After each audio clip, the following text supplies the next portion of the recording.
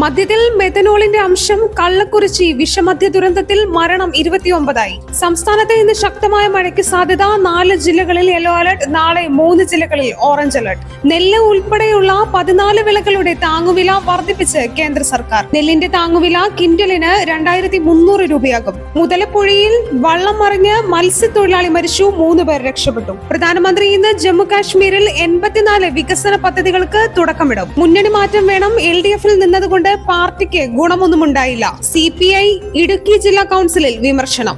റാഫേലയ്ക്ക് വീണ്ടും ഇസ്രായേൽ ആക്രമണം. 8 പാലസ്തീനികൾ കൊല്ലപ്പെട്ടതായി റിപ്പോർട്ട്. പെൻഷൻ തട്ടിപ്പ്. യൂത്ത് കോൺഗ്രസ് നേതാവ് പഞ്ചായത്ത് അംഗം രാജിവെച്ചു. എന്തിനാണ് ഇത്ര അസഹിഷ്ണുത? മുഖ്യമന്ത്രിക്ക് CPIM സംസ്ഥാന സമിതിയിൽ വിമർശനം. വിലക്കയറ്റത്തിൽ നട്ടം തിരിഞ്ഞ ജനം. പച്ചക്കറിക്കൊപ്പം ധാന്യങ്ങൾക്കും വില കുതിക്കുന്നു. തുവരപ്പരിപ്പിന് 190 രൂപ.